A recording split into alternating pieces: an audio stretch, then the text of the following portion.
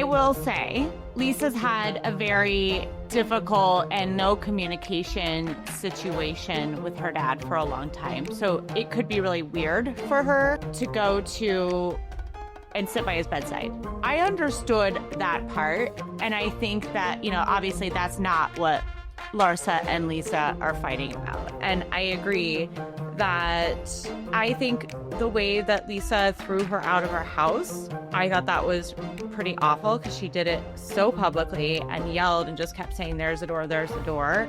And Larsa seemingly didn't want to leave. Like, it looked like she was trying to resolve it with him because it looked like she was crying in the bathroom to Kiki.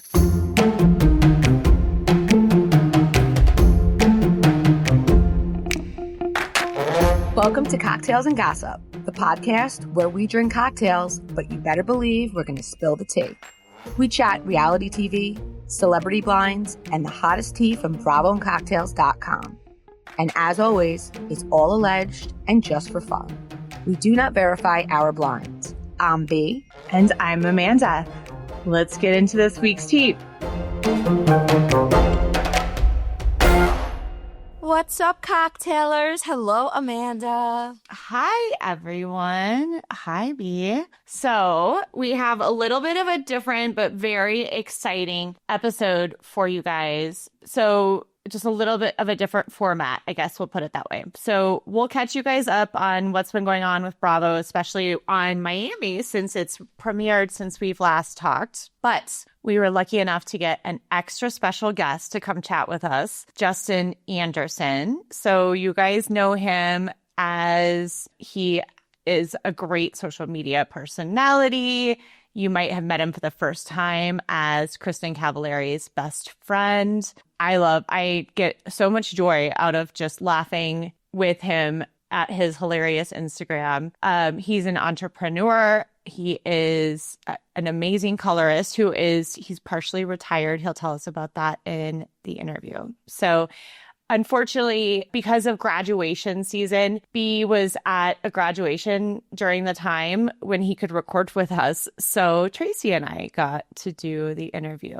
And you guys definitely watch, honestly, Cavallari. It's so good. I called it like candy when we did the interview. And Justin actually promised us that there will be some really good tea coming in the later episodes. And I also wanted to say, because we talk about the Karen Reed trial, we interviewed him last week. So for those of you guys who are following the trial or care about the trial, yesterday, Karen Reed was found innocent on all charges except for DUI. The most expensive DUI in history. And seriously, I know that we touched on it here, and Amanda and I didn't know too much. And then after we touched on it, I watched the special. I forget if the special was on Netflix or Max, Body in the Snow. And I watched some of the YouTube stuff. So I did get to know the case, not as intimately. I mean, some of you guys know it very intimately. And I was so happy. I think most people were so happy she was found innocent. I had one person DM me and say, I think she did it. And my response to that is, whenever I watch these things, there's always back and forth, right?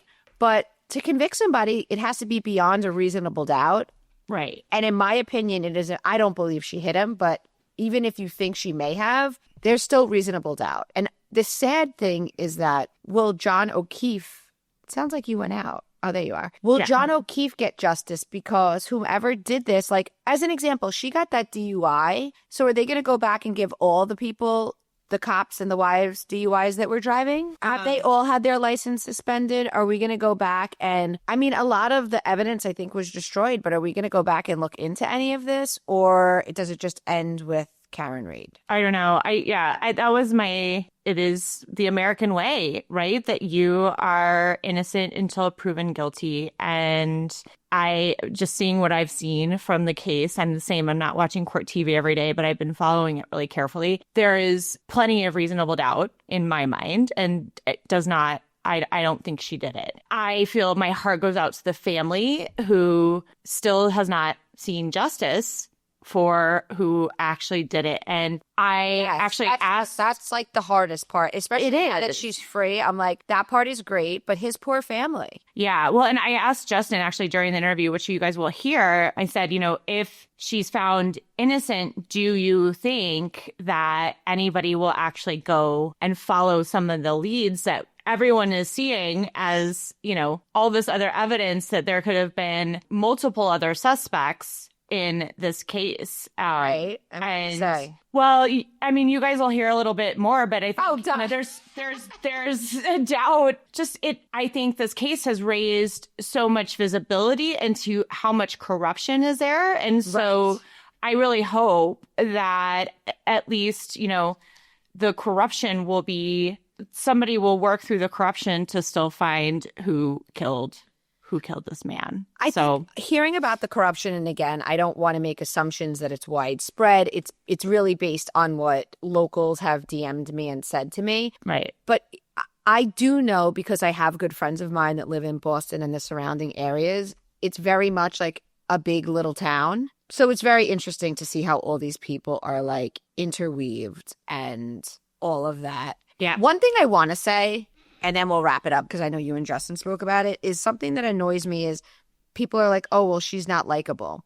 Well, number one, that doesn't matter. Nobody ever talks about if men are likable when they're fighting for their freedom and life. But second of all, to me, what stood out to me with her disposition and how she was that she was innocent. And the reason I say that is because she seems like a woman who was pissed about being framed for something she didn't do. Mm-hmm. Nothing about her to me said guilt. Nothing about her to me said trying to put on an act that she's this sweet person. Like, I feel like, God forbid, I should be accused of something I didn't do. I would be the same way. Like, yeah, I didn't do this. This is bullshit. Look at all these people who didn't show up to his wake, who don't have Ring camera footage, who got rid of their dog, who Googled how long to die in the snow, who sold their house. Yeah. Sold the scene of the crime. And I'm sitting here. Yeah, I don't think I'd be likable too. So and the cops never went inside the house. Right. Like, there's so many things. I agree. I would be pissed off too. So I feel like people saying she's not likable to me is the thing that makes her look the most innocent because she's pissed. A guilty person isn't pissed. Yeah. So just my 2 cents. But we got to talk Miami. If you guys aren't watching, you're crazy. And I said this on Instagram. You did not need to go back. Just pick it up from this season and you're going to love it so much. You will go back, but it's not necessary right I completely agree. And you guys know, like, Bravo does not pay us. It's just that good of a show. And my husband had never watched it. And I was like, I'll catch you up. Like, I don't think, you don't need to, like, I'll tell you who everybody is. But he was able to pick it up literally just watching the first episode and loved it. Yeah. So, okay. It feels like everyone's got beef and everybody's got drama. We're seeing rifts where we have not seen them in the past. So let's start with Lisa and Larsa. We had posted while they were not filming that Larsa was pissed off at Lisa because Lisa and her boyfriend, Jody, had been seen multiple times hanging out with Marcus Jordan, who is Larsa's ex. We had gotten some insider intel about this, so we knew that this was a beef that was brewing this season, and we sure have seen it. I think generally speaking, we've always been Team Lisa, and watching these last 2 episodes, it's really becoming more clear to me that was a result of us feeling bad for her with Lenny, because I'm not caring for her in this fight, and I'm generally not Team Larsa. Yeah. You know all the reasons. Right. But I think Lisa is dead wrong in this situation, and I don't like how she acted at the party and then in the Sprinter van, which we'll get to in France. She took no accountability. Like, she was kind of like, well, like, my boyfriend wants to hang out with him, so, like, whatever. I left. First of all, that's not even 100% true. She didn't leave, or maybe initially she did, and then when Larsa found out about that time, she just went to full hanging out with Marcus. It seemed to me also that Lisa seemed very off, and I wouldn't say drunk, altered by something. I don't know, but when she's like, I love my life and let's celebrate everything being good. Like, she seemed a little manic. Yeah, I don't know if it was pill popping. I don't know if it was snowing. I don't know what it was. It rubbed me the wrong way. Her entitled attitude rubbed me the other way. I completely can appreciate that Lisa cannot dictate who her boyfriend Jody hangs out with. Yes. But it was more than that. It's the way she was so indignant about it, not unfollowing him. She was spotted, again, like you said, more than once. Yeah. She tried to play it like, oh, I ran away from there. They're in the social scene. They're going to see Marcus. I don't know. I believe Larsa when she says that Jody likes Marcus's last name. I think Lisa probably also does. They both appear to be social climbers. I don't usually agree with Larsa in this case. She was in a long-term relationship. She showed the text where he was saying threatening things to her about her family. Larsa has stood by Lisa, especially throughout her divorce with Lenny, and she deserves better than that. I agree with you. I generally have not been a big Larsa fan, and I actually think she was kind of mean to Lisa a little bit during Lisa's hardest times during her divorce. However, I could not agree more that, like, if Larsa and Lisa consider themselves good friends, Lisa can't control who her boyfriend hangs out with, but she can control herself. And it does seem like Larsa is pretty much saying, like, this is a clout chasing situation. And I think it's one thing to be civil when you all run into each other at a restaurant, but quite another to continue to go and hang out. And I kind of want to revisit a conversation we had. I don't know, we've had this maybe once or twice on the pod, but now we have a new lens to discuss it through. When a couple breaks up and you stay friends with one of the people in the couple, do you unfollow the other person?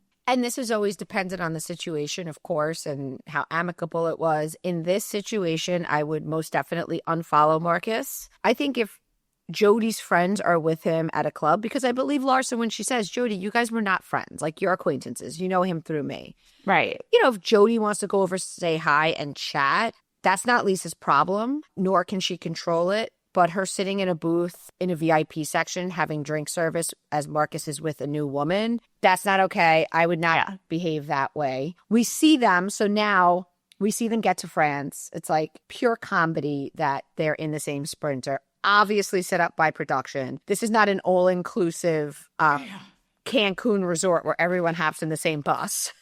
And Loris is there. Her son Preston is walking in the Philip Fine fashion show, which, by the way, Philip Fine is also the ex-boyfriend of Morgan from Bad Girls Club, who Lenny had a quote-unquote emotional affair with years ago. So, oh, right. Yes, they're all very interconnected. And Lisa is walking. So there they are in the same car. They promise not to get into it, and within moments they get into it.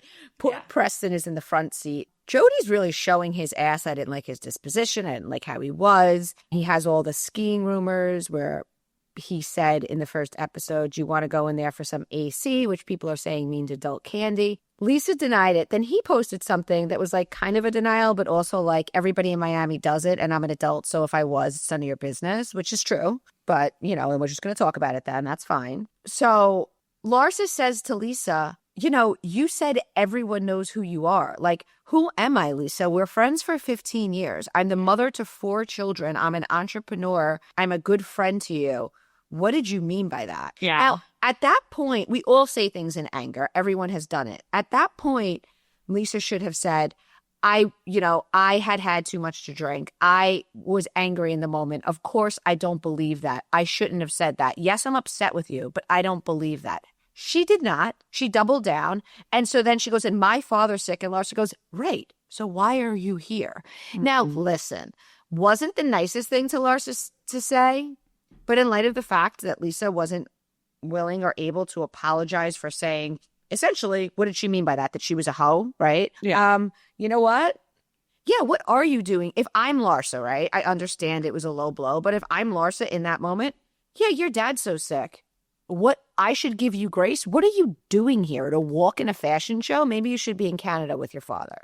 So I will say Lisa's had a very difficult and no communication situation with her dad for a long time. So it could be really weird for her to go to and sit by his bedside, right? I agree. So I understood that part. And I think that, you know, obviously that's not what Larsa and Lisa are fighting about. And I agree that I think the way that Lisa threw her out of her house, I thought that was pretty awful because she did it so publicly and yelled and just kept saying, there's the door, there's the door. And Larsa seemingly didn't want to leave. Like, it looked like she was trying to resolve it with him because it looked like she was crying in the bathroom to Kiki. Yeah, and I think she was like, why is Lisa acting like this? Like, she should be I think Larsa's expectation was that Lisa would say, I'm really sorry. Listen, Jody likes hanging out with Marcus. I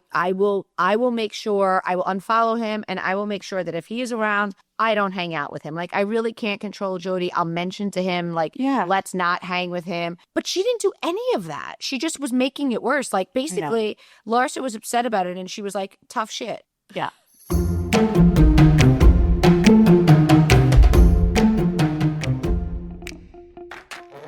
Summer is full of big moments, weddings, vacations, and endless photos. But if you're dealing with hair thinning or shedding, showing up and being present in those moments might feel tough. Nutrafol takes a whole body approach to hair growth, working from the inside out. So the sooner you start, the sooner you'll start feeling confident and focusing on what matters most to you. Nutrafol is the #1 dermatologist-recommended hair growth supplement brand, trusted by over 1.5 million people. Anything truly worthwhile takes time and effort. With Nutrafol, see thicker, stronger, faster-growing hair and less shedding in just 3 to 6 months. Everyone's root causes of hair thinning are different. A one-size-fits-all approach to hair growth just doesn't cut it. Nutrafol has multiple formulas designed to give your body what it needs to grow and support your hair's unique needs. Whether you're navigating postpartum, menopause, a plant-based lifestyle, or simply looking to see less hair shedding, Nutrafol has you covered. Adding Nutrafol into your daily routine is simple.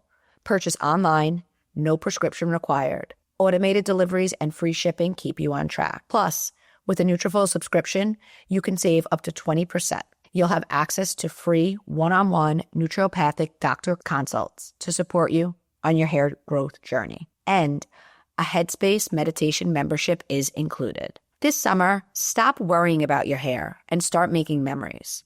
For a limited time, Nutrafol is offering our listeners $10 off your first month subscription and free shipping when you go to Nutrafol.com and enter the promo code GOSSIP. Find out why Nutrafol is the best-selling hair growth supplement brand at Nutrafol.com, spelled Nutrafol.com. Promo code GOSSIP. That's Nutrafol.com. Promo code GOSSIP.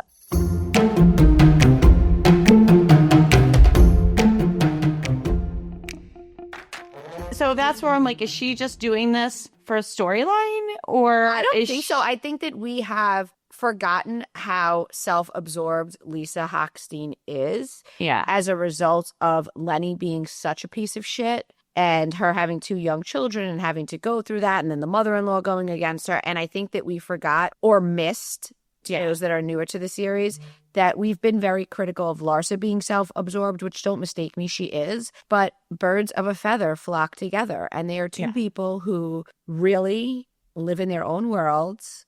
In this case, at least Larsa went against Lenny and was outspoken about it and all of that. Like, very disappointed in Lisa. And I'm not liking what we're seeing with Jody either. Like, I don't know. I'm just not liking the whole vibe. Somebody said to me, doesn't Jody remind you of, oh God, why can't I think of it? It's on the tip of my head. Another new boyfriend. Well, while you're thinking of that, I will just say too, like, none of us really like it when the boyfriends or the husbands get too involved. Mm-mm. And I don't really care for the way that Jody is acting either. So, okay, in happy news, we see that Marisol and Steve finally get married, because we've seen them do ceremonies every year, but I guess none of them were legal. So I think they're really cute. And I understand, like, I get, like, I like that they are doing that and that we get to see them happy. But we also see Marisol talking to Steve about how she doesn't like Alexia when Alexia is with Todd, that Alexia is defensive, that she's on edge. which brings us to that split. So Alexia and Todd, the announcement or the news, I guess, about him filing for divorce happened a few months before they started filming. They must have picked up cameras to just get the immediate reaction. Which we have posted about. Yeah. So then later, 3 months later, however many months later, when they start filming in earnest, Alexia tells the ladies that Todd, the night before or right before he filed for divorce, he took her out for a dinner, said, pick wherever you want to go. They came home, had great sex. The next day she had to go somewhere, and then he kind of rushed her out of the house. And while she was gone, packed up everything. I guess his daughters were helping him, and did all of this in front of Frankie, her son, who is such a sweetheart and he has a traumatic brain injury due to a terrible accident from when he was a child. And so he has special needs due to his disability. So can't wait to get your thoughts on this. But one, I cannot believe that Todd did that in front of Frankie. I think that really shows for who he is. And then we've seen in episode 2 that's Alexia. That is the thing that she is still the most upset about, which is understandable. And then 2, I think something is fishy. I don't know that I believe that everything went down the way that Alexia is saying that it did, because I feel like if somebody did something that terrible to me and my child, I would follow the Paige DeSorbo route, and that person's name would never come out of my mouth again. Yeah. Okay, I have whiplash too. Because in the second episode, first you see her on a walk with Julia, and she's like, well, he filed, but he hasn't done anything, and now he has 30 days, and I hope he doesn't do it. Then she's at dinner with her friends, and she's cursing him out, and she even says, we have nothing real. We have a fake apartment that we rent, a fake car that we rent. So I'm dying to know why she was staying with him after he filed. Why did she want to work this out? She's clearly going back and forth because she had that blow up when her friend was in from Spain when they went out to dinner. And then we know she was with him up until a couple weeks ago in real time. We had heard the divorce was largely financial, but clearly there's more to it than that. I don't believe this was a made up storyline. That doesn't make any sense to me. I agree. I don't think she would throw the Frankie into the narrative. That's not a thing. She is not an Oscar award-winning actress that could even pull that off. I never understood the Todd of it all. It makes sense if it's financial, but then at dinner, she was saying that everything's fake. But does Todd some way allow her to have a lifestyle she couldn't otherwise afford? Even if his money is a little scammy or not on the up and up or whatever, is she able to buy the fancy stuff? And is that why she sticks around? I don't know. I do know that in real time on Watch What Happens Live, she said she wasn't with him. A source told me that as she's watching these episodes back, she is like, I'm done with him. Mm-hmm. But in all honesty, she said this before. I mean, in the same episode, seemingly filmed within the same week. So I just think she's in a toxic situation. This is her third marriage. Maybe she's tired. Maybe she doesn't want to look for someone else and she doesn't want to be alone. So my theory, and I listened to her podcast with Maisel after the breakup, and I mean, she was sobbing on the show, and this is, I don't know, a week later after, so it's not completely raw, and she was legitimately very upset. And so I think there was something that was coming bad, that was coming down the pipe for Todd. And that's why he made that "you'll be happy about this decision" comment. I think she actually really loves him. And I think that he probably was one of those people who was really good at making himself seem rich. And then once they get married, she finds out that he's not. And so I don't know that he's probably even able to help her. I think that she is just so in love. And they kept calling him a narcissist. And if he is truly a narcissist, then what she is feeling she might feel like it's love, but it's a bad kind of attachment. It could be that, because it doesn't seem to me like, I agree with you that everything, the way that she said it, does seem like it happened. And then I don't think that there's enough money there to keep her there, even when he's done terrible things to her. I think that that's all true. I think that there may be enough money for her to think he had money, right? Listen, what I will say is it looks like every episode is going to be crazy. Yeah. I mean, we have the Gertie and the Julia beef, which to me is sort of silly. I really feel that Julia is reaching for a storyline here. She came out and said that the boys were not fully adopted, which is the reason she didn't want to show them. So while she can talk about them, that's not a storyline. So in my opinion, she fabricated this beef with Gertie. We do know that she ends up falling out with Adriana and does get a real storyline. I kind of feel bad for Gertie at this moment because she's not really without Dr. Nicole there, who, by the way, his absence is very much missed for me. Yeah. And you could see that Stephanie is not yet filming. I do think that Gertie ends up probably first not wanting to be super tight with Stephanie, but probably warming up to her because she really, if she doesn't have Julia, she's not really that tight with the other women. So there is a scene where Dr. Nicole and her have lunch, which we had told you guys that Dr. Nicole does film a little bit, not with the group, just with Gertie. And I think that clip where Nicole goes, well, we must have some stuff in common because the same man liked us both. I think that's Gertie saying to her, like, I hope you're not like mad at me, but I actually kind of like Stephanie. And I think Nicole was like, no, like, it's fine. Obviously, she's a cool girl. Anthony liked her. Yeah. Which is like, that's a whole other conversation. But like, I feel the same way. Like, I know, like, this is a totally random story, but there was this girl that liked my husband before we were together. Mm-hmm. And I remember a friend was like, first of all, like, she's married and whatever. And a friend was like, you like so-and-so so much. And I'm like, and my husband liked her. And I'm like, yeah, because I actually like her a lot. She's somebody I would be friends with. She's very cool. And I was like, and that makes sense. Like, I should believe that my husband has good taste in women, right? Like, why wouldn't I think, right?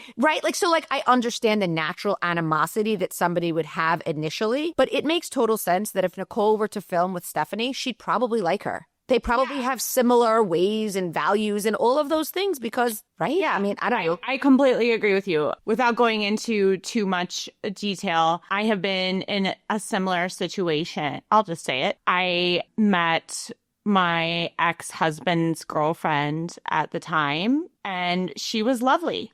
And because I'm like, she's going to be around my kid. I have no reason to dislike her unless she gives me a reason. And she was absolutely lovely. I don't know. I think I don't really quite understand it when people get so weird. I could see if Stephanie was rude or awful to Nicole or anybody, but if she's not, then why does that make us need to assume that we aren't going to like her either just because we like Nicole?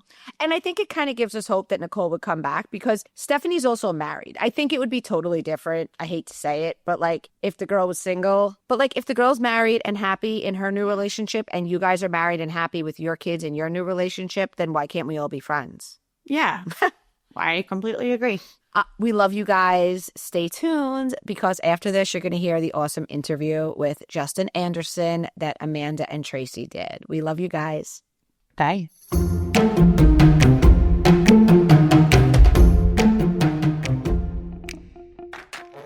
Hey, cocktailers. So B is on a flight right now. Our lovely Tracy has joined us.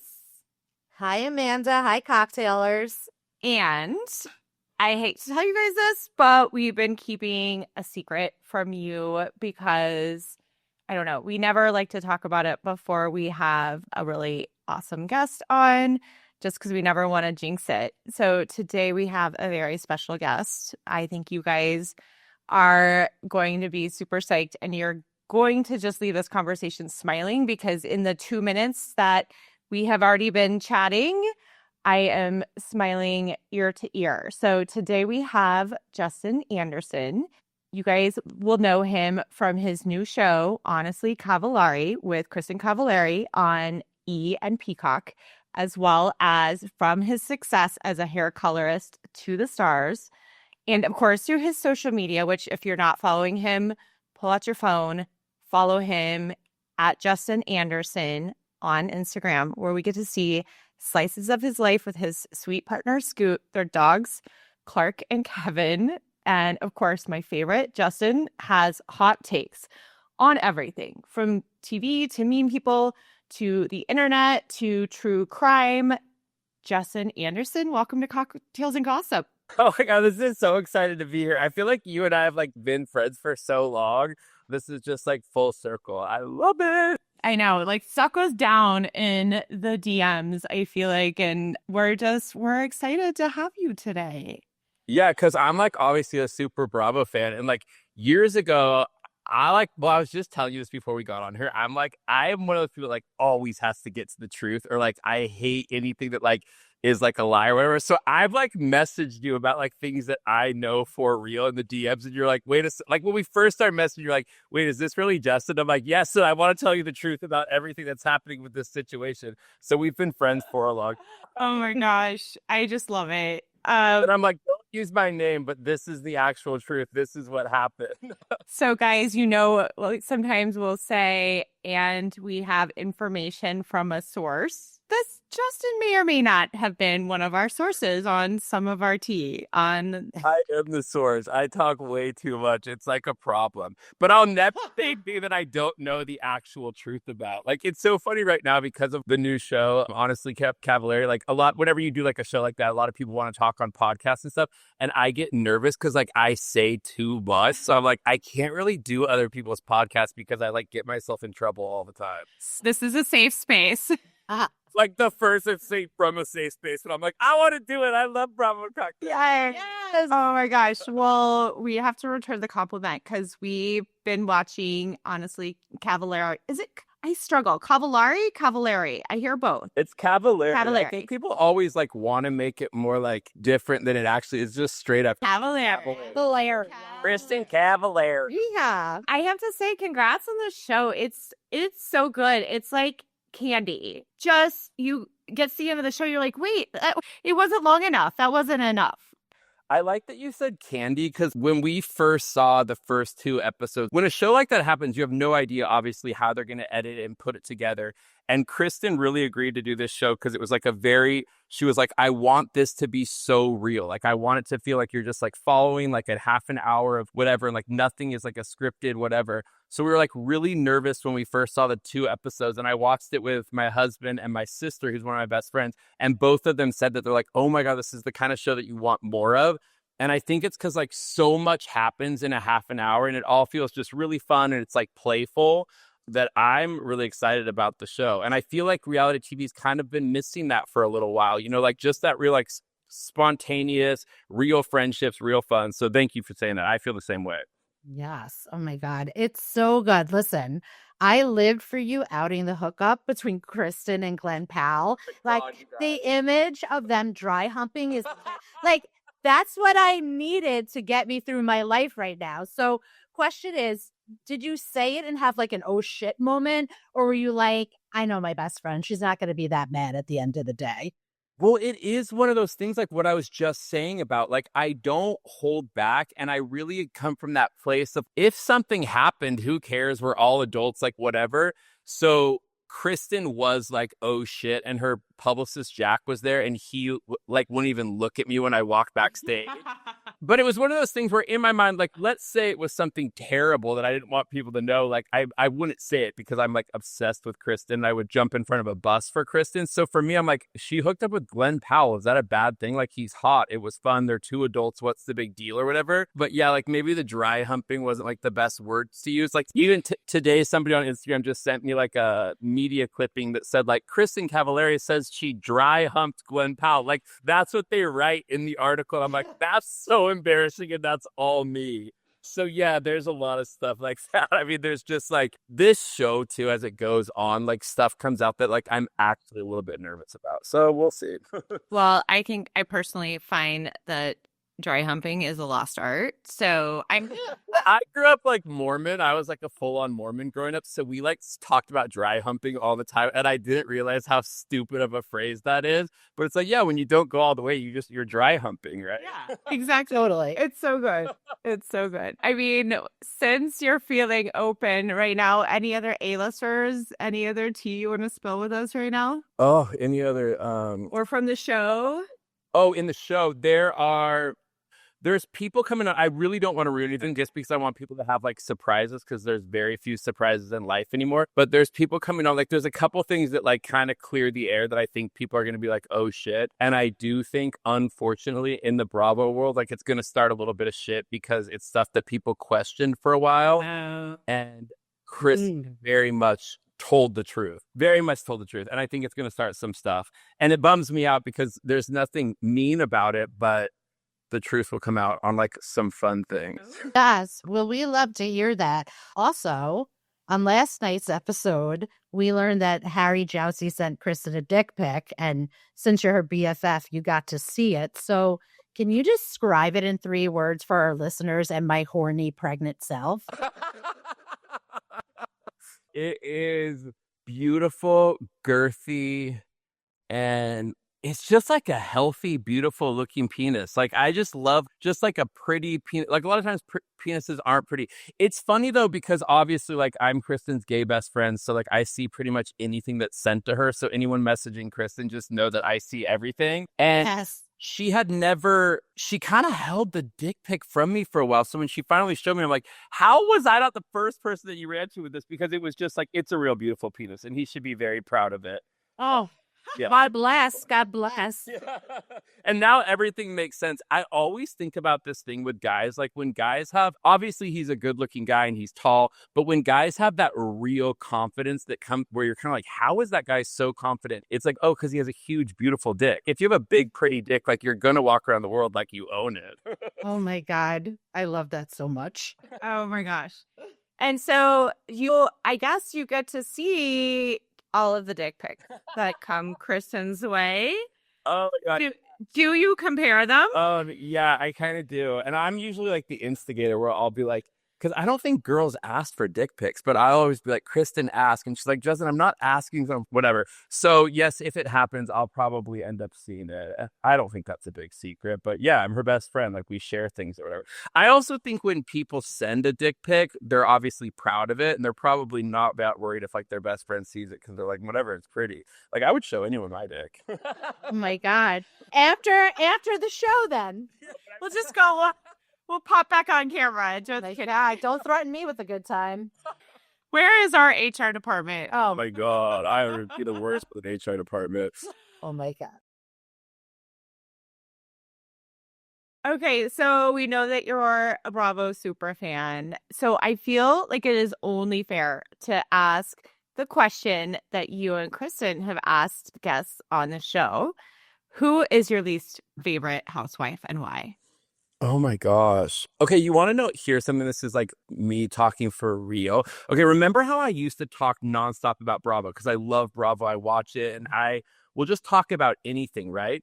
Well, it started turning into this thing where it's like, and I know that you guys feel this all the time, it's like the way people talk about Bravo sometimes gets so dark and ugly, where I always come from a place of like, it's entertainment. I just want to like kind of have fun with talking about Bravo, and like people get so passionate about it. So I kind of stopped talking about Bravo completely because I just couldn't handle like the DMs. Like even if I would say like, oh, I love Lisa Rinna, people would be like, I can't believe you like her. You must be an evil person. She's disgusting. I'm like, you guys calm down. A lot of this is them acting like a character on TV. And a lot of these people, like I have met, I knew Lisa Rinna forever before the Housewives or whatever. I mean, I know a lot of these people. So like, even when I say I love someone, it's like, because I know them in person and I know that the way they're acting on TV is different.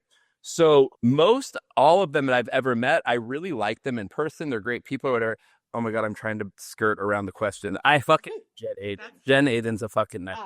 And like, yeah, we had like this weird online beef or whatever that happened because whatever. It was like this weird long story. And she tried to call me out and I was like so confused by it. Anyways, I just don't like her.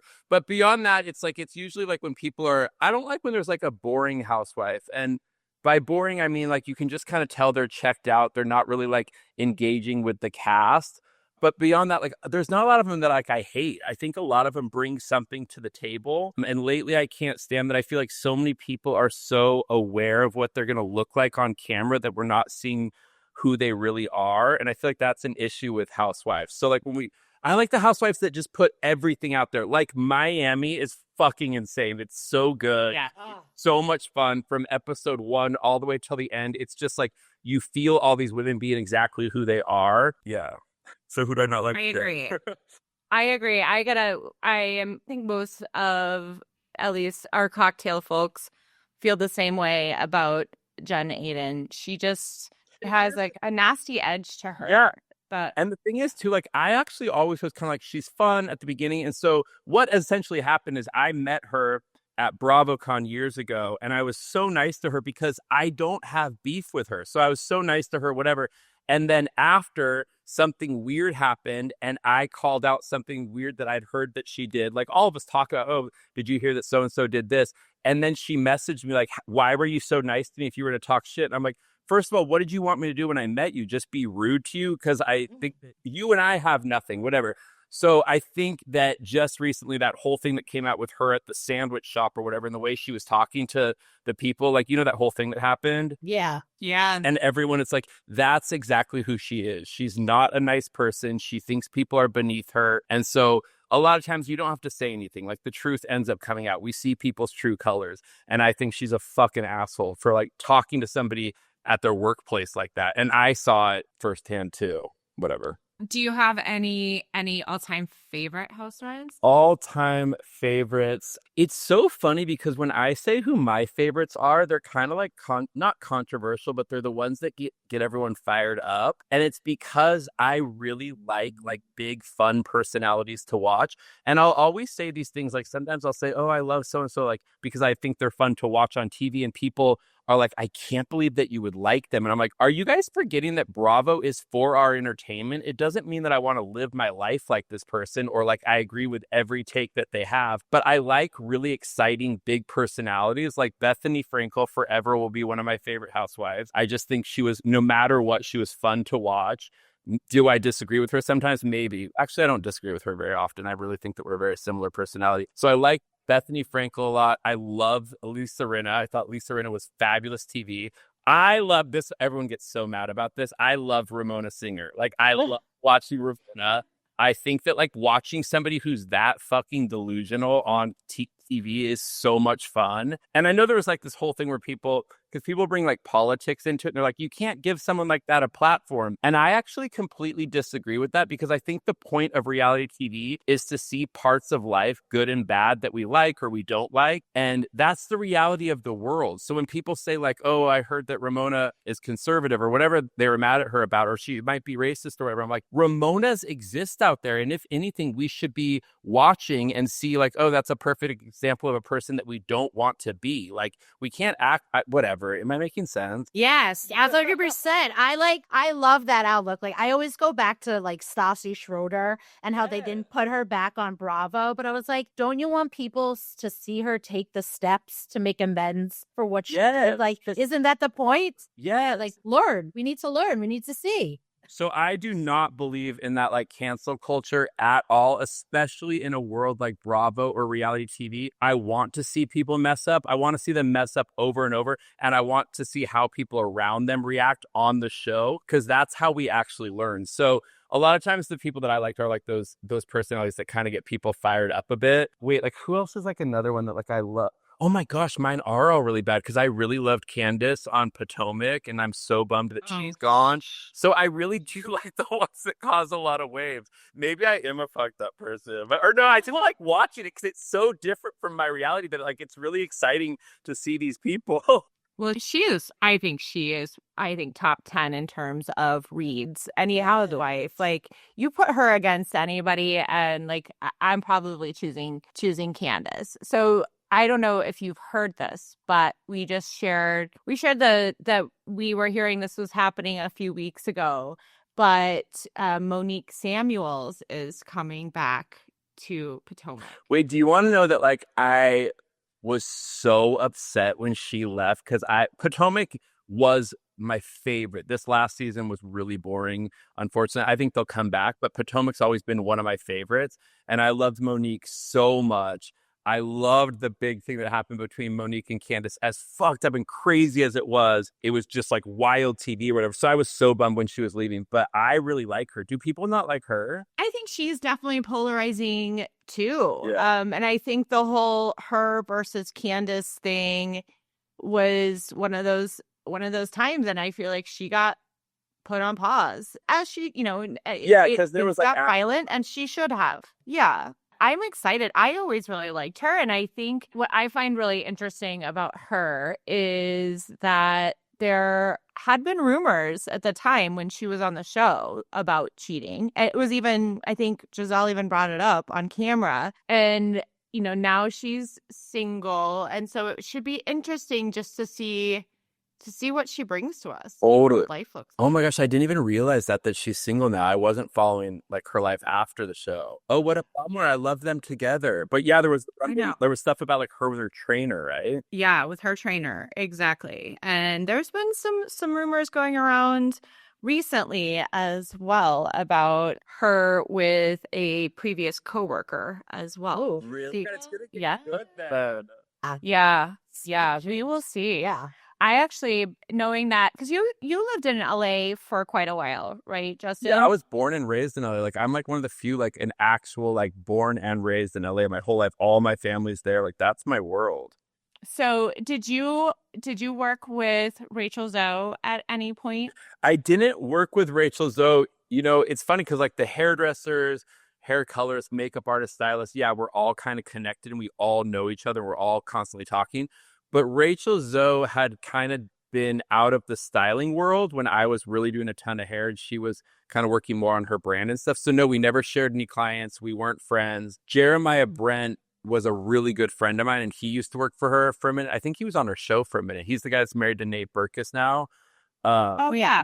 He was one of my really good friends. So we have people in common, but I was never friends with her. But I'm so excited for her to be on Beverly Hills. Yes. I am too. It's going to be great. I think she's going to be great. I think that cast, it's such a bummer because Beverly Hills is like one of my favorites of all time. Like I will never miss an episode of Beverly Hills. And I couldn't even watch it this past year. Like I was so fucking bored. And I think that it just gets that thing where it's like you put too many personalities that aren't connecting at all together. And it's like, what are we watching? I can't get past the point where I'm like, these people would never choose to actually hang out with each other. Like you could tell they're all being forced to film together. So I'm excited for Beverly Hills to get back to some sort of, at least bring in really big personalities. Like I think Rachel will challenge a lot of those women because Rachel has a lot going on herself. And I think in situations like that's intimidating to a big group of women. So I think she's going to bring out some spice out of the other women. I love it. I just want her to say, I die, like over and over.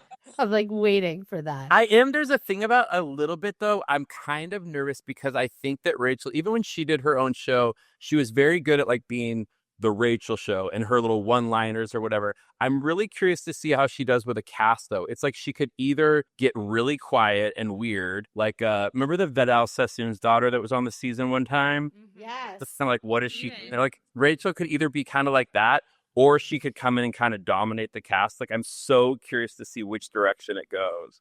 I am too. I know she's got to know most of the women too, so I'm really curious to see who she's going to vibe with and who she doesn't. Yeah. Oh, you just got me excited. I forgot about that, and that was like news from 2 days ago. That's how fast all of this like news is cycling now. That like that was only a couple days ago that I was excited about that, and now I'm all excited again. It's been a wild week.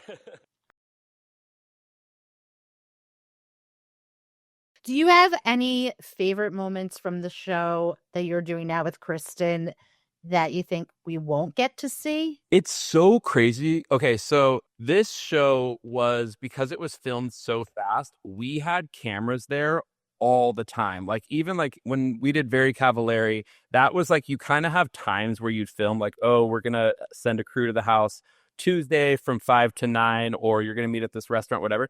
This one that that's airing right now, they were filming the minute we got up till we went to bed at night. So like on the airplane, walking to the airport, walking to get coffee. And they got so much stuff in there. And even like the producers kept saying to us, they're like, I don't know how they're going to edit this down because so much was happening. So I still don't even know what the next few episodes look like and what they're putting in and taking out. But we got so much fun stuff in there. Like it was nonstop. And I think that is the trick to doing reality TV is like, you can't do this thing where it's so like scripted, the timing, show up here, we're going to film this thing. Like somehow reality TV needs to go back to just putting cameras in people's face nonstop, because that's where you get all the fun stuff. So there's so many fun things that happen on it that I don't know what they're going to end up cutting out. I will be honest and say that So Kristen and I have been best friends forever, and we talk all day long. Like right before I got on this, I was on the phone with Kristen. Like we're talking nonstop. She's really like that friend to me. And we do not fight because we have such a similar personality. Like we really understand each other. So we're really good at just like weaving life together, right? Well, on this show, because there was cameras happening, we got in two of our like, I'd say biggest fights. And it's because of the stress of the cameras and so much happening. And we were so tired. So I'm really nervous to see how much they show of this fight and what I look to be on. Right. I saw in the preview a little bit from last night for next Yeah. week. Yeah. And it's something like, and we've talked about it completely after. And I'm such a little bitch.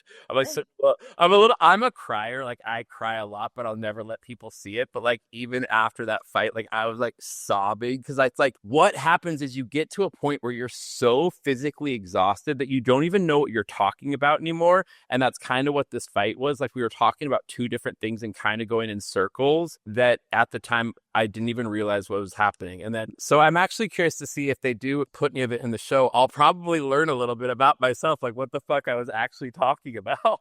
Talking reality TV, would you ever be open to having your own show with Scoot? Okay, so I don't think so, to be honest. Like Scoot is so private. And I do think that there has to be this element of like, you guys, it would be a shit show. Like I would embarrass the crap out of myself. So I'm so protective of my relationship with Scoot. And we really do have such a sweet, playful relationship that I don't know how fun that would be for cameras, just a relationship about me and Scoot in our house. I mean, we have like a fun, big life and stuff, but I think people want more drama than that. But I would love, oh my God, so like I love a show, like I would love if it was a show that could be happy. Like I have a really happy family. We go to Nantucket every summer and like my sister's my best friend. I'm really close with her husband, my nieces. If there was a show that could be like happy and showing like a good time in life, like the Chrisleys, like I could do that, but I wouldn't do the drama stuff with my family just because I feel like you'd be forced to want to fight with your close people, even if you didn't want to, because it's like, oh, we're filming a show. We need to give them something. So no, I would be good on like, I missed my calling. I would have been good on like a Summer House or like Southern Charm, because like if you put me in a situation where like people threaten me, yeah, I'll fucking fight back. Like Christine and I talk about that all the time. If we were on a show together, how good we would be.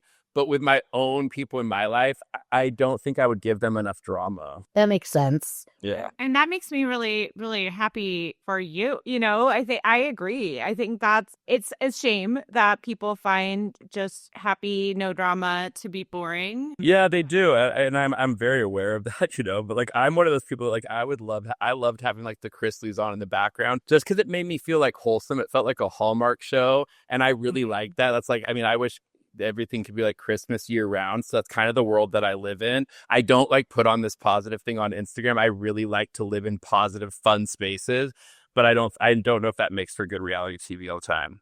Yeah. I love that. So besides like the Chrisleys and Housewives, what other reality shows are you loving right now? What other reality shows? Bravo takes up so much of my time because I really do watch a lot of other TV. Like I watch a lot of like shows and movies and stuff. So Bravo pretty much takes up all of it.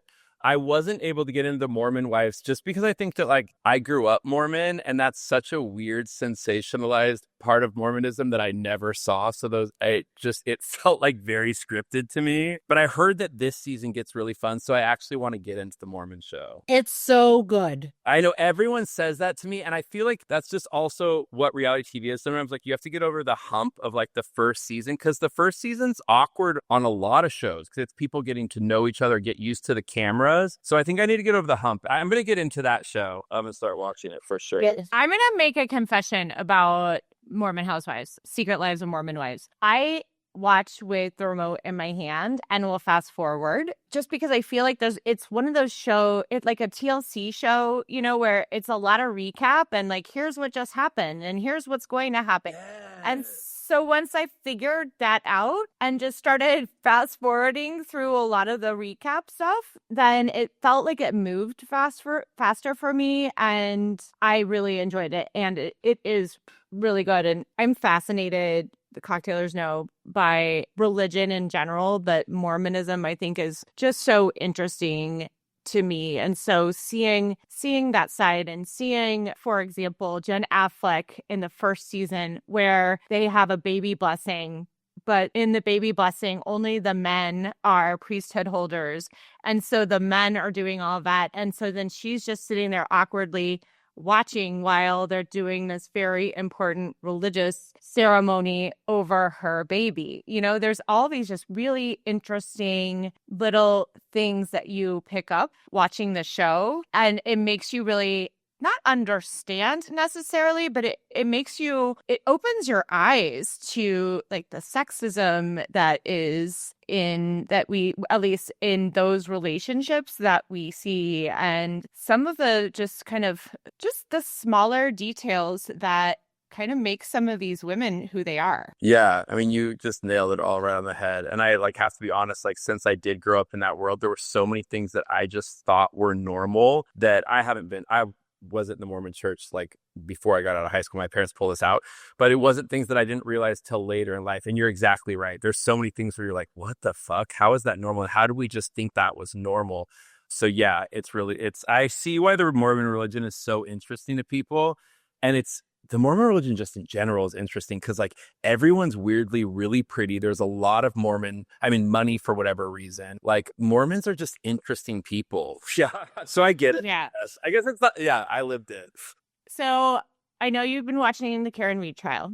Mm-hmm. My question for you, because it's starting to wrap up, it's nuts just seeing the corruption. You know, the cop who disposed of his phone and his SIM card, denying making phone calls that are on record, selling the house that was the scene of the crime. From the cops to maybe even the judge, the corruption is I think, you know, everyone watching the case seems to be agreeing with that statement because that's what all the comments are saying that I see on social media. My question for you is two parts. Do you think the jurors will see this?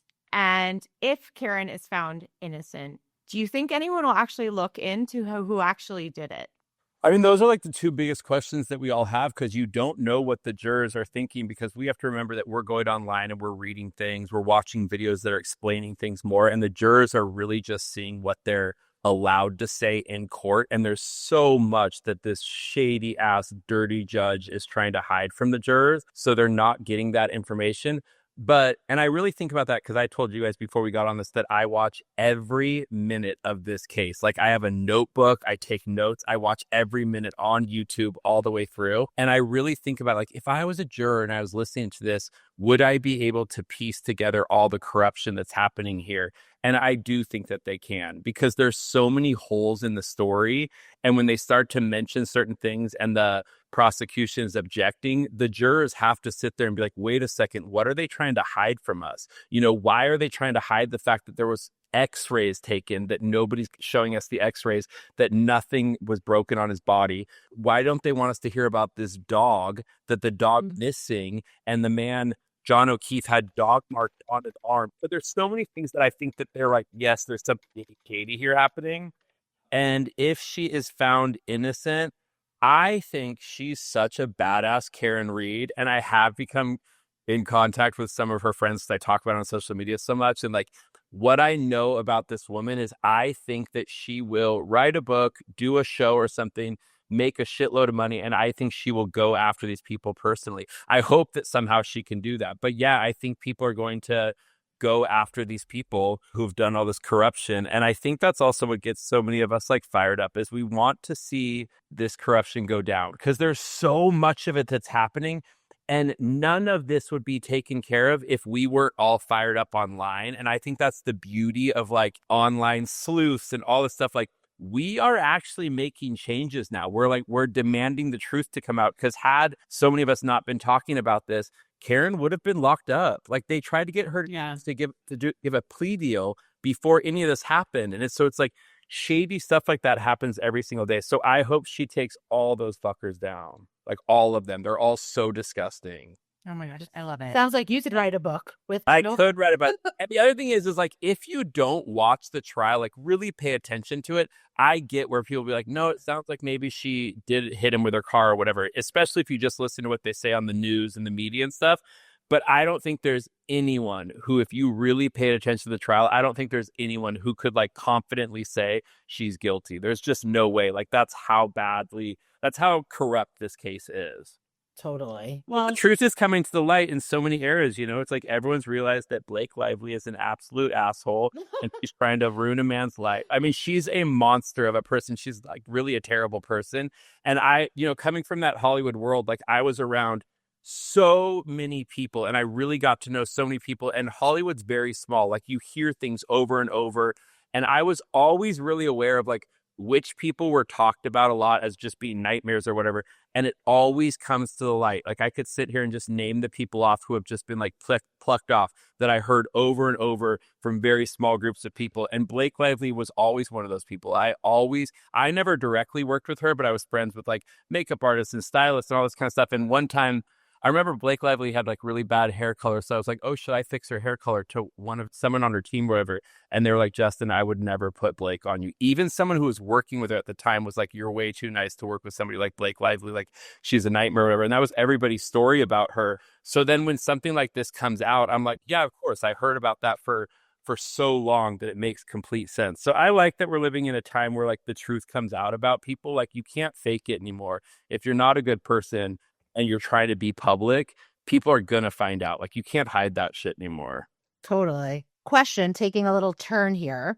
How would a non-celeb like myself get their hair colored by you? And would I need to remortgage my home? Because I totally would. So I'm done with doing hair now. I've been out of the salon for 6 years now, and I was charging a shitload of money for hair when I was doing it. And to be honest, like that was kind of hard for me too, because I was like, I felt bad like charging that much. So I was really expensive. But what it came down to is like, since I was doing so many big names, my schedule got tighter and tighter to where I had a longer and longer wait list and whatever. So like you naturally have to start raising your prices because you're so busy. And by the time I stopped doing hair, it was just out of control. Like I was doing like 25 to 30 clients a day and I was charging a lot of money. And I got so completely burnt out because I'm one of those people that if I'm doing something, I'm going to put everything into it and do it the best that I can. And I was like on the verge of a nervous breakdown. So I stopped doing hair years ago, but I would love to do it now. If I would just, if you give me a sink in your kitchen, I could color your hair. You're invited next time you come to New York, or if you're going to BravoCon, I'll be there. I miss doing hair so much, not because of like the big celebrities that I did, but I miss like the conversations. I loved being in the chair. Obviously, I like to talk. So I loved being in the chair and chatting a lot. And the thing that I really liked about all of my celebrities, because I worked with like anybody I ever dreamed of working with somehow ended up in my chair at some point. So I met the most incredible people. And I really liked all of them because I feel like in order to get to the top in any industry, you have to kind of be an interesting person. So it was so fun for me to be in the chair doing hair with like really interesting person after interesting person. And like, I miss that. I had a lot of fun doing that part of it. I felt like I met really cool people. I love that so much. So what Jeff. does your work life look like these days? I mean, we see your content, we see you on the show. Like what keeps you busy? I think people really wonder that because, and I'll be very honest, I do live a big life. And I think that it's kind of confusing because I don't work anymore. I don't have like a 9 to 5.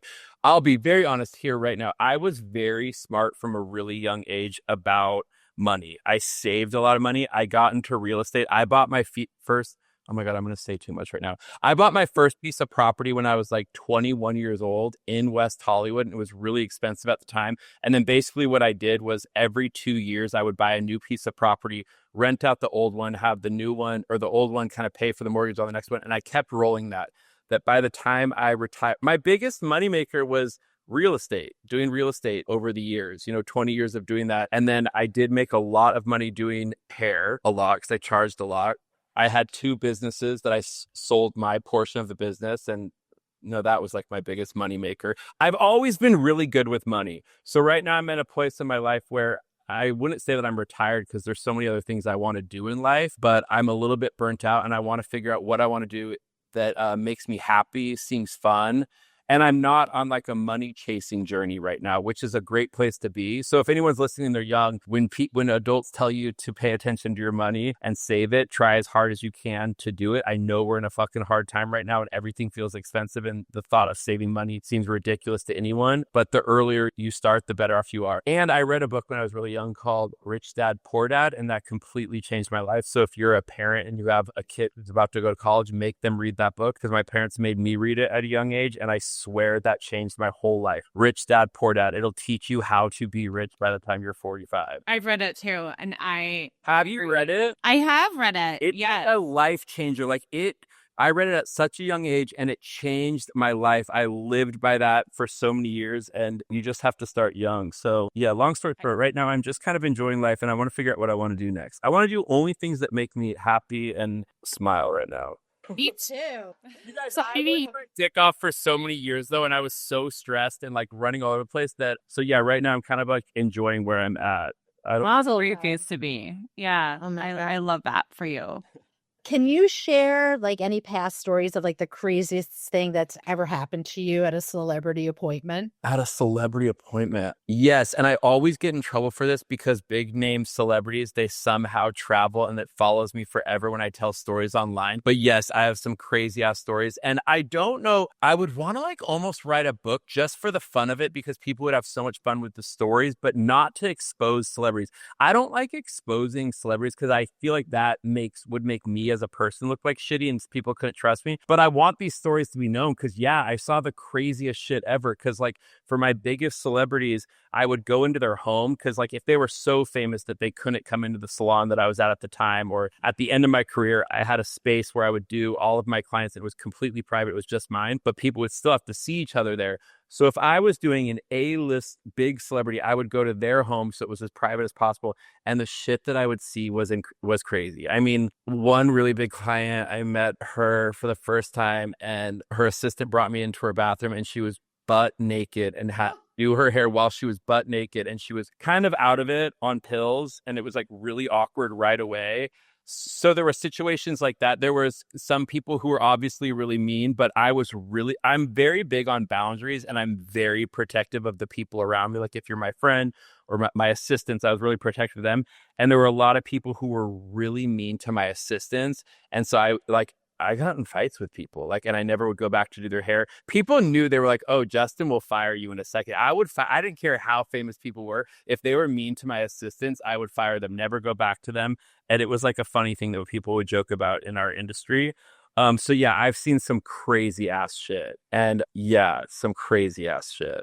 Wild. Kind of back to this all tracks for me because I personally have a theory that people who are rude to waiters, people behind a hotel desk, whatever, people's assistants, like those are not good people. That is how I always feel. And so that tracks for me that you would be very protective of the people who work for you and immediately cut off anybody who would act like that. It's a real thing. I mean, that's literally, also because I did hair for so many years and I saw so many people, I really feel like I have a good gauge on people. Just talking to people for a few minutes, I can kind of pick up on things. Like I can read people really easily just because of how many people I was around. But yes, I agree. Like it all comes down to how they treat the people who can't do anything for them. And that pisses me off more than anything. So like when we would go to a celebrity's house, and I would take one or two assistants with me. When we would leave, I'd immediately say, like, how were they with you? Because, like, if I would leave the room and they were dealing with my assistant, or if my assistant was, like, washing out their hair and I wasn't right there, and I would listen to my assistants, because that says so much about how they treat people like that. And that's another thing that comes down to, like, the truth comes out all the time now. I really was around someone like Jennifer Aniston, the nicest person in the world. Nobody could ever say anything bad about Jennifer Aniston. She is so kind to everyone. It doesn't matter who you are. Miley Cyrus, the same thing. Miley Cyrus could be on any set or walk into any room and she will remember everyone's name. She will make eye contact, speak with people. Reese Witherspoon, one of the greatest people in the world. And these are a lot of people that I still consider my friends and I still speak to because they're such good people. But trust me, there's a lot of people who I've never mentioned their names that I've worked with and been around quite a bit that are just fucking assholes. And it's like, but I know it'll come out. I don't need to say it. It doesn't need to be me who says it. And it keeps coming out. Why did Ellen Jennings move away? I knew she was going to have to move away. I knew that whole thing before. It's so funny because when Amber Heard came out with her thing, of course, when a woman says that anything bad happens to her, you listen right away, right? But I remember when all that stuff first came out and I was like, oh no, the truth will come out. Amber is insane. So the truth comes out. We hear about celebrities who say, like, you can't look them in the eye. Like, their assistants will tell people ahead of time. Like, did you ever have that experience where somebody asked that you do their hair, but then you were told you couldn't look them in the eye?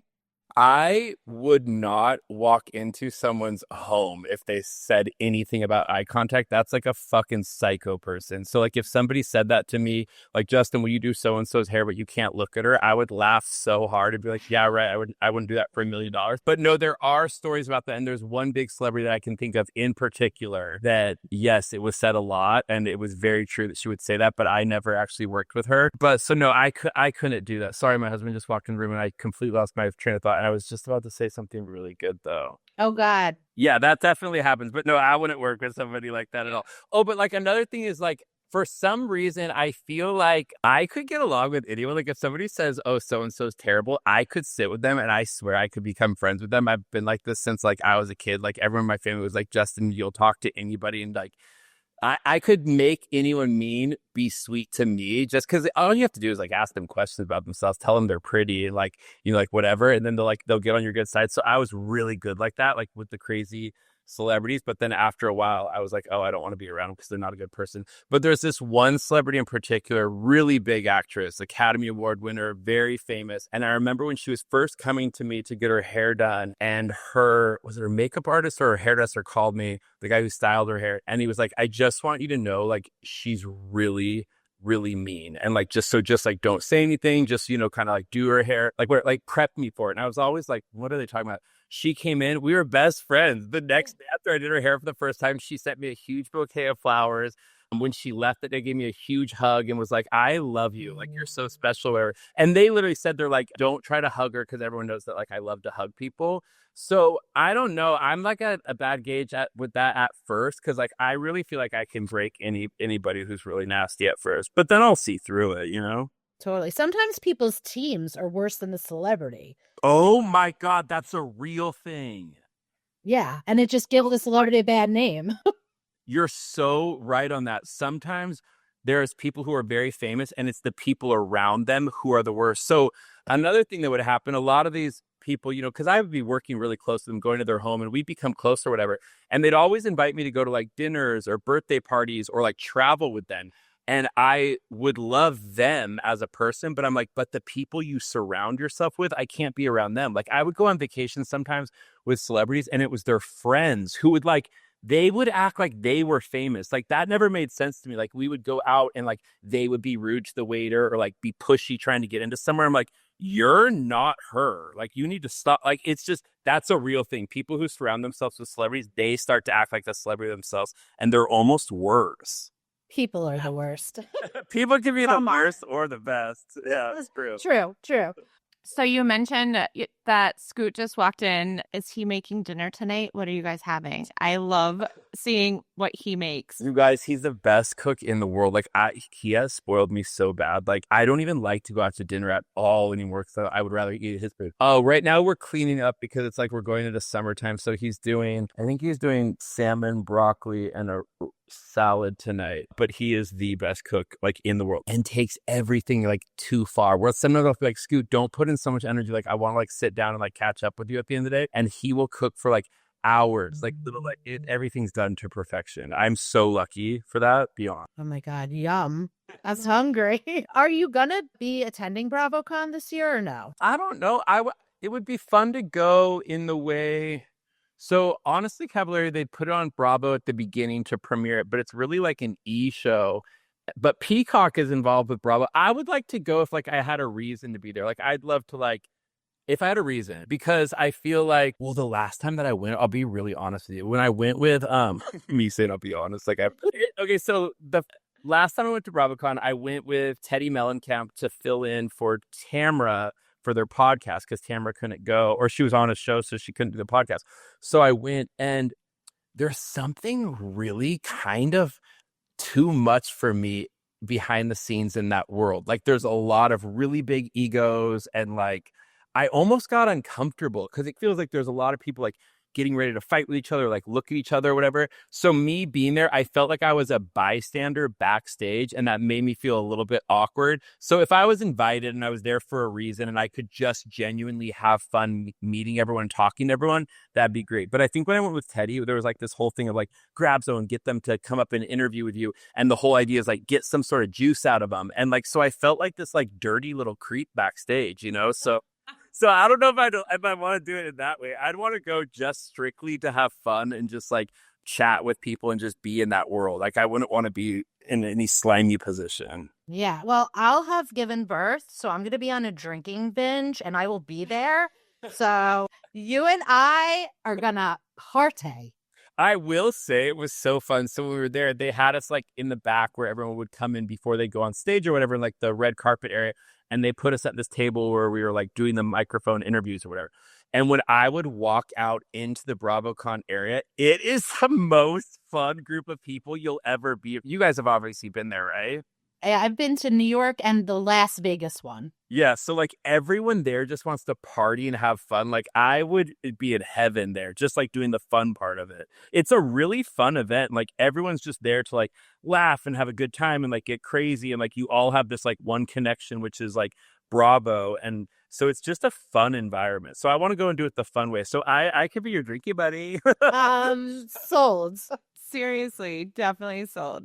Justin, we are running out of time. We could go on for hours. You are so much fun, and we've just really enjoyed just all of the chats, all of the laughs. So thank you so much. And guys, like I said, if you're not following Justin on Instagram, it's at Justin Anderson on Instagram, and then watch Honestly Cavallari if you haven't had a chance yet. The episodes are about a half an hour, and like I said, so far they're leaving me wanting to watch more. So it's so much fun to watch. Yeah, you guys are the best. I had so much fun. And anybody listening, if I said anything bad, I really swear that I mean well.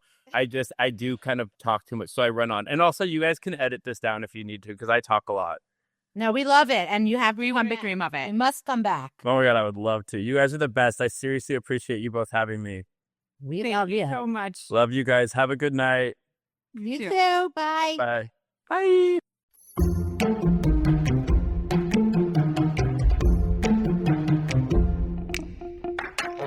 What's up, cocktailers? We want to thank you, as always, for listening to Cocktails and Gossip. Because of you, we've hit some amazing milestones, had some hilarious conversations, and have grown a truly amazing community. If you haven't already followed our podcast, hit the follow button in the top right of your Apple Podcast player, the follow button under the show logo on Spotify, or the subscribe button on Google Podcasts. We thrive on you, our audience. So make sure to tell all your gossip-loving friends about us too. And if you want to get all the tea, join our membership cocktail party by going to bravoandcocktails.com/join. Our members get access to the exclusive tea we post, the weekly podcast without ads, plus another additional bonus podcast every week.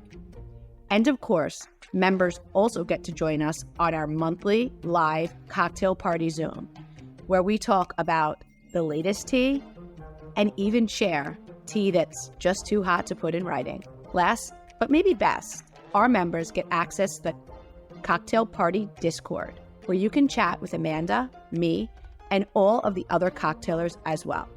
There are always some great combos and hilarious comments happening in Discord. Thank you guys so much for listening. We appreciate you.